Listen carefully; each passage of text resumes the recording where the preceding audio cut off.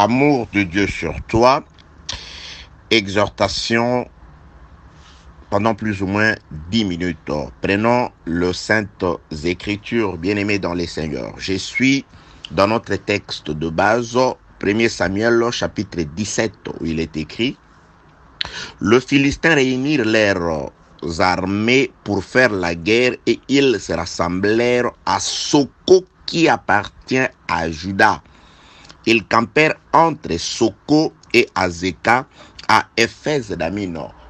Que la paix, la grâce, la miséricorde, l'amour, l'assistance de Dieu vous soit donnée par notre Seigneur Jésus-Christ. Bien-aimés dans les Seigneurs, comme je l'ai dit, c'est juste quelques petites minutes d'exhortation, d'encouragement, d'instruction dans la justice divine. Nous sommes en train de parler de la reconquête de ce qui nous appartient. En lisant les Écritures, bien-aimés dans le Seigneur, nous sommes en train d'insister sur ce qui est écrit et par rapport à ce qui se vit. Il est écrit que Soko appartient à Juda, mais il se vit que Soko qui appartient à Juda est occupé par le Philistin, le pire ennemi d'Israël, c'est-à-dire Israël à qui Dieu, je dirais la tribu de Juda, à qui Dieu a remis le territoire, le pays de Soko, et puis de loin, la main sur la joue, attristé, en train de regarder son héritage entre les mains des ennemis. Les ennemis sont en train d'occuper, les ennemis sont en train de pouvoir profiter du fruit de Soko, de tout le bien de Soko, de toutes les faveurs, de toute la grâce de Soko à la place de leur vrai propriétaire. Nous avons par l'Esprit du Seigneur, dans l'Esprit de pouvoir nous exhorter, ramener cette réalité à ma vie, à ta vie, à notre vie. Bien-aimés dans le Seigneur, il se passe que parfois, par la manière dont nous vivons ou nous nous comportons, nous faisons passer Dieu pour un menteur. Par rapport aux promesses de Dieu, comment est-ce que certaines personnes aujourd'hui, oui, facilement certaines personnes aujourd'hui, traitent les promesses de Dieu d'utopiques? Pourquoi? Parce que nous, à qui, nous les enfants de Dieu, à qui ces promesses ont été faites, nous ne bénéficions pas de ces promesses. Nous ne voyons pas ces promesses. Nous sommes exactement comme Juda. Sur papier, Soko, c'est pour Juda. Josué partageant le royaume, il dit Juda, ta part, c'est Soko. Mais en réalité, Juda n'est pas possesseur de Soko. Juda a même peur de pouvoir s'approprier ce qui est à lui. Juda a peur de pouvoir s'approcher pour récupérer ce qui est à lui. Qu'est-ce qui se passe, bien-aimé dans le Seigneur, lorsque notre propriété est occupée par les ennemis? Lisons les Écritures. Je voudrais aujourd'hui t'exhorter dans le sens de pouvoir remettre les signes de Dieu, remettre ce qui est de Dieu dans son temple. N'oubliez pas que les Écritures disent que ne savez-vous pas que vous êtes le temple du Saint-Esprit et que l'Esprit de Dieu habite en vous. Toi et moi, comme des temples de Dieu, nous ne sommes censés que faire habiter l'esprit de notre propriétaire en nous. L'esprit de Dieu doit habiter en nous. Le frère Jacques dit, Dieu habite en nous par son esprit. Pourquoi? Parce que le frère Paul répond, parce que nous sommes son temple. Mais regardez, lorsque le temple est dépossédé, c'est-à-dire lorsque nous sommes en dehors du temple, lorsque nous ne sommes plus maîtres du temple, qu'est-ce qui se passe? Prenons les Écritures. Je suis avec les psalmistes. Le fils d'Azaph chante quelque chose dans le livre des Psaumes, chapitre 74 ou 74 pour le belge. Je suis dans le livre des Psaumes. Je prends Psaume chapitre 74, 74. Je commence je peux même commencer au 4e verset. Écoutez ce que le psalmiste dit. Premièrement, je te dis que toute écriture est inspirée de Dieu, utile pour instruire, pour convaincre et pour enseigner. Là, je voudrais juste prendre cette écriture pour t'instruire, pour t'exhorter à travers ces qu'a dit ou ce qu'on dit le fils d'Asaph.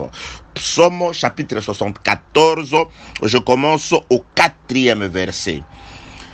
Tes adversaires ont rugi au milieu de ton temple, ils ont établi pour signe leurs signes.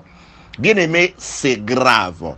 Au milieu du temple, celui qui doit rugir, celui qui doit parler en toi, c'est le lion de la tribu de Juda. C'est le Seigneur Jésus-Christ. Christ en nous, disent les Écritures, c'est l'espérance de la gloire. Mais lorsque à la place de Christ, tu laisses entrer l'adversaire, les adversaires de l'Éternel, c'est-à-dire autre chose que Dieu, voilà ce qui se passe. Que la paix, la grâce, la miséricorde de Dieu soit avec vous. Ne vous éparpillez pas. Nous sommes en train de parler sur Soko, lequel sur papier appartient à Juda, mais dans la réalité, Juda est loin de son domaine, de son héritage. Nous sommes en train de parler sur les promesses glorieuses de Dieu par Jésus-Christ. Il dit, il prophétise, disons, rien ne peut plus jamais nous nuire. Mais nous sommes aujourd'hui captifs des maladies que le monde déclare incurables, même pour les enfants de Dieu à qui la promesse a donné le pouvoir de guérir au nom de Jésus-Christ des maladies. Nous voici aujourd'hui sujets à des maladies dites incurables. Même à ceux à qui Dieu a donné la clé pour ouvrir des situations, nous voici aujourd'hui esclaves du diable. Combien d'enfants de Dieu sont possédés aujourd'hui? Combien d'enfants de Dieu aujourd'hui, ils ne dorment pas paisiblement, mais ils sont tourmentés par les esprits impurs, tout en se disant enfants de Dieu. Ils se lèvent, s'en vont en église, à l'église, ils chantent, ils prêchent même, ils prient, mais ils retournent, la situation ne change pas. Je voudrais te dire que Soko est à toi. Les promesses de Dieu sont réelles. La parole de Dieu est réelle. Il n'y a rien d'utopique dans tout ce que Dieu a dit. Les problèmes, c'est de pouvoir s'élever et reconquérir ce qui est à nous. Que la paix, la grâce et la miséricorde de Dieu soient avec vous. Je suis toujours dans ce qu'a dit Asaph. Psaume chapitre 74, le verset 4e. Tes adversaires ont rugi au milieu de ton temple. Ils ont établi pour signe leurs signes. Verset 5. On les a vus pareil à celui qui lève la cognée dans une épaisse forêt. Et bientôt, ils ont brisé toutes les sculptures à coups de haches et de marteaux. Ils ont mis le feu dans ton sanctuaire. Et ils ont abattu, profané la demeure de ton nom. Ici, un enfant d'Israël est en train de pleurer. Les adversaires ont pris place dans le temple de Dieu. Tes promesses, c'est le temple de Dieu.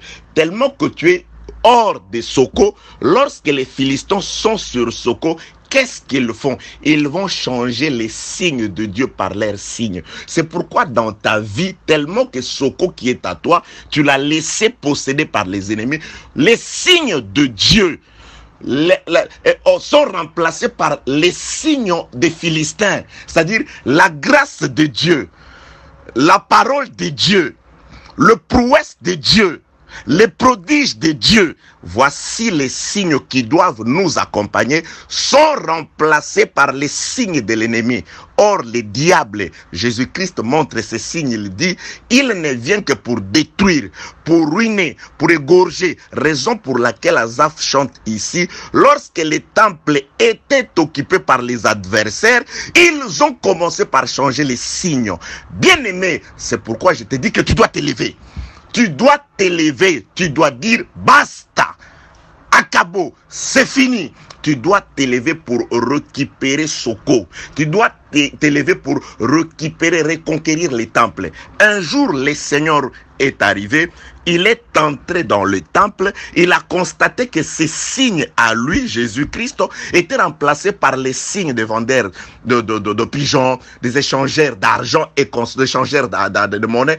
Qu'est-ce que Jésus-Christ a fait? Il est allé dehors, il a pris des cordes et il en a fait un fouet, il est entré, il a chassé ces gens-là.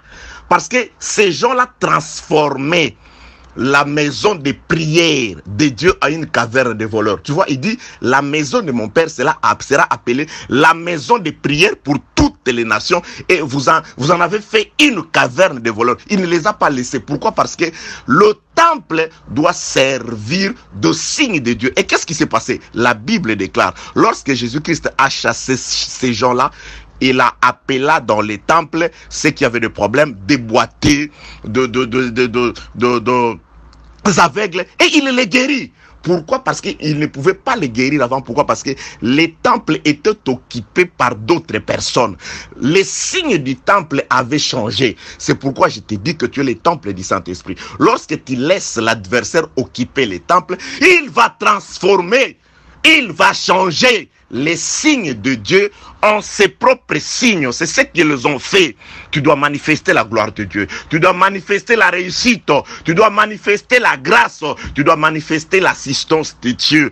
Les gens doivent dire glorieux. C'est comme Salomon. Pendant sa gloire, les gens entendaient de loin. Et quand ils arrivaient auprès de lui, ils voyaient la magnificence de Dieu à travers la façon dont il vivait dans sa maison, ses repas, sa sagesse. Ce n'était pas seulement sa sagesse, mais ce qui éblouissait les gens était certainement la sagesse, la parole de Dieu, la connaissance, la grâce. C'était aussi ses serviteurs, c'était aussi les mets, la nourriture, c'était toutes ces choses-là.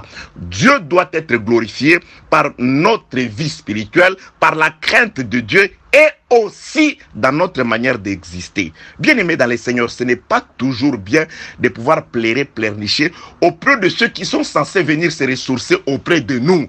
Que la paix, la grâce et la miséricorde de Dieu soient avec toi. C'est pourquoi je te dis, lorsque Soko est occupé par le Philistin, ils ne sont pas là seulement pour occuper Soko, mais ils transforment les signes de Dieu en leurs signes. Voilà ta vie. Les signes de Dieu sont devenus invisibles. La main de Dieu ne se manifeste pas. On ne voit pas la main de Dieu dans ta vie. On ne voit pas l'assistance de Dieu dans ta vie. Or, nous l'avons vu, le frère Paul dit à son fils Timothée que tes progrès doivent être évidents aux yeux de tous. Tous doivent voir les signes de Dieu. C'est pourquoi tu dois t'élever. Tu attends qui? Qui est-ce que tu attends pour s'élever à ta place pour récupérer Soko? Personne ne récupérera Soko, même pas Saoul. C'est ce que nous allons étudier dans la phase où nous allons commencer les combats. Ce n'est pas Saoul qui doit s'élever, mais c'est toi qui dois t'élever parce que Soko t'appartient. Soko est pour toi. C'est ta vie. Tu dois t'élever, tu dois t'approcher du Seigneur, tu dois faire ce qui est nécessaire par rapport à la parole du Seigneur. Les hommes disent, je vais recourir à tout, je vais m'adonner à toutes les voies de recourir pour atteindre mon objectif. À toutes les voies de recours pour atteindre mon objectif. Les voies de recours, c'est la crainte de Dieu. Les voies de recours, c'est la prière. Les voies de recours, c'est les sacrifices. Avec comme thème, je dois récupérer Soko. Les promesses sont pour moi. La gloire est pour moi. Les signes de Dieu doivent se manifester dans son temple qui est ma vie. Laisse que Dieu Tout-Puissant, au nom de Jésus-Christ, soit celui qui vous accorde la force de vous lever pour récupérer, entrer, et que par vous soient manifestées les glorieuses promesses de Dieu. Et que par vous, ceux qui vous entourent cessent de croire que la parole de Dieu est utopique, que promesses de Dieu sont des mythes. Les promesses de Dieu ne sont pas des mythes, c'est une réalité qui doit se vivre par vous. Paix, grâce, miséricorde, assistance, force, puissance du Saint-Esprit sur vous, au nom de Jésus-Christ. Amen.